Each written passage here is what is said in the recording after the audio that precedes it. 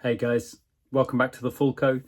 Just wanted to get a quick video out there looking at what's next for Tottenham Hotspur.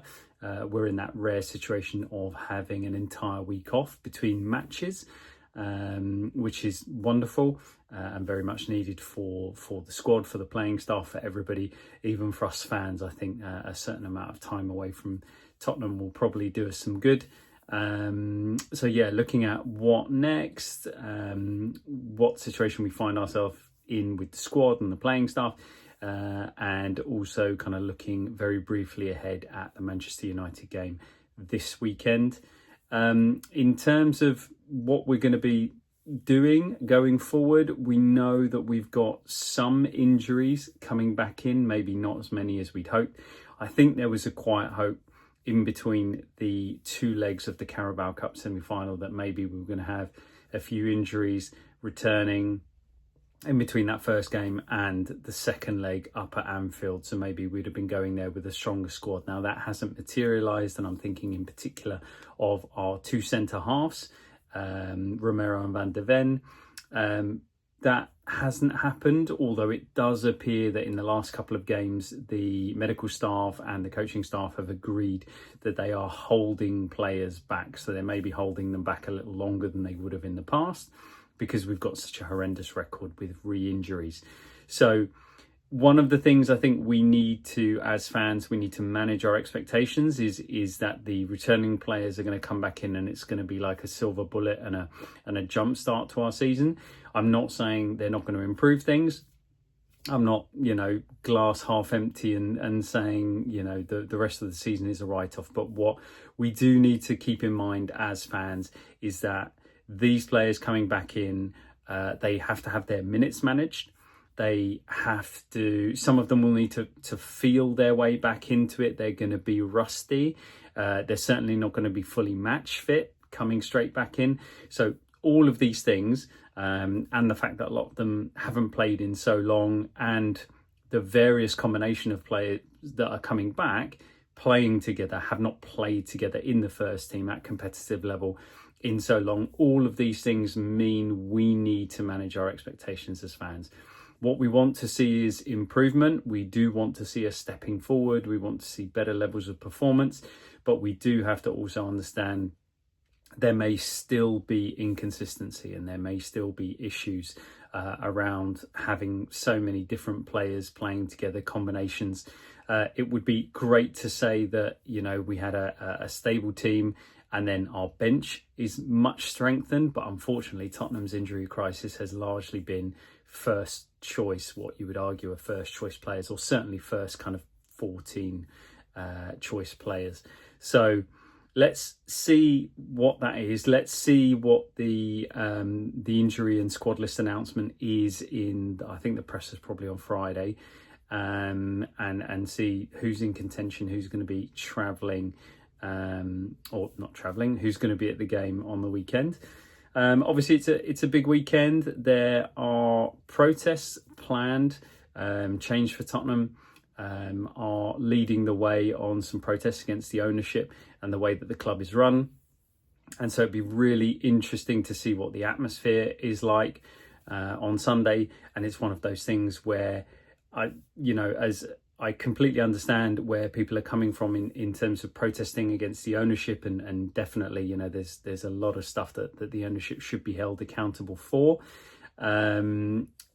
But the flip side of that is if the team on the pitch starts doing quite well, it usually dispels a bit of that feeling in the stadium, and people are focused on the game and enjoying the game, and then that kind of dampens down the protest. So I know there's going to be a march before the game, which obviously that won't have any effect on. There's a planned sit-in. So yeah, it'd be very interesting to see how that kind of plays out. In theory, we want, the people who are protesting, we want them to have their voice heard, and, to represent the pain of the fan base at the minute, and for the ownership to really see it and hear it and feel it, even more so than they have so far. But we want a performance from our team, and we want a result, and we want to do something on the football pitch. So let's see how that all plays out. And looking at the way that these two teams are going to match up, you could call it round 2 of El Sacico, with Ruben Amorim coming into a Man United team and situation that is very similar to the Tottenham situation. It's a bit of a mess over there. It's a bit of a mess at Tottenham as well at the minute, with our injury situation and performances in the league, and the fact that we're now out of both the cups, the domestic cups. It's an interesting one because they're obviously coming away from home, which potentially puts slightly less pressure on them than it does on us. But the two systems and the way that they match up, Amorim's traditional 3 at the back system, and the way he likes to play, and Postecoglou's various versions of a 4-3-3, they do match up quite nicely for an entertaining game. They should.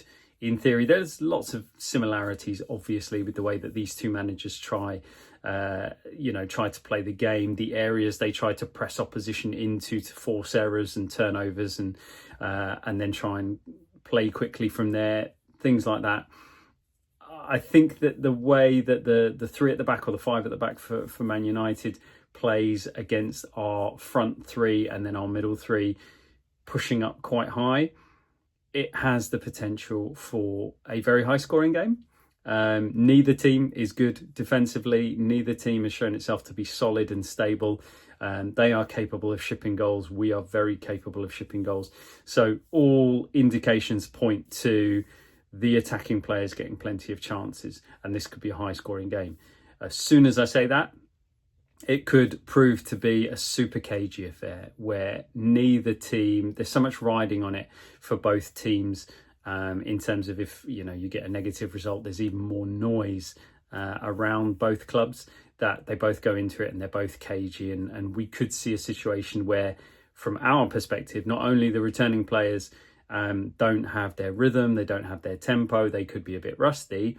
That could also play out in the psychology of the game, where it's a bit tense and it's a bit cagey, and therefore the quality isn't there. So I wouldn't be massively surprised to see lots of passes going astray, lots of actions not being executed to a high standard. So that's another way that it could be. And who knows what's going to happen set piece wise, because both these teams, I know statistically, Tottenham have improved that area a lot, but we've still shown this season that we can be susceptible to set pieces, and both of these teams have shown that they can do that, and we've done it against each other as well. So it could be a game that's 1-1, 2-1, dare I say it, and obviously hope not 1-2, and it's all set piece goals, or it's 5-5, 6-5, 4-3, those kind of mad performances that could be. I'm really interested, and I'll be looking at this after the game and hopefully doing a video on it. I'm really interested to see how the two systems play against each other, because it's going to be fascinating when you play a back 3 against a team that ostensibly plays a 4-3-3, and just looking at the different phases of play and the way Man United want to play out from the back. And obviously they start with the 3, and then have their wing backs dropping as fullbacks, or have fullbacks that play as wing backs, and then Tottenham, who are with a 4 potentially pushing 1 or 2 of their fullbacks into midfield and then trying to advance the ball from there. Both the teams like to compress the middle of the park. Tottenham like to play down the middle of the park if they can, and then release into the wide areas the higher up the pitch they go. Man United want to send people into the central areas and try and win back possession, then play quickly. And, their attacking players like to spring early. It's a game with fascinating matchups. So very keen to see how it plays out. Obviously, a lot of that depends on the playing staff that are going to be out there. But as ever, with where we find ourselves at the minute, and I think Man U are just above us in the league, we really need a result. So, as much as I'd like to see a performance, maybe this is just about result, and that's what we want, and getting over the line. So yes, let's hope we see a bit of quality and we can get the 3 points. Anyway, I'll leave it there. I'm not being glass half full. Think about it. Players coming back, it's not going to be instant, so let's have a bit of patience with it and let's stick with it, and let's hope that as players get back in, get their minutes, we are going to improve our season, and let's go and get a result starting against Man United on the weekend. That's it from me. Come on, you Spurs.